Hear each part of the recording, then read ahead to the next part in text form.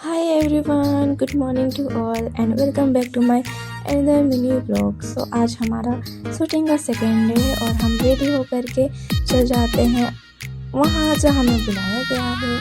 और हम रेडी होने के बाद डायरेक्ट बैठ जाते हैं छोटा हाथी में गाइस, क्योंकि हमें छोटा हाथी से जाना है अपने लोकेशन में।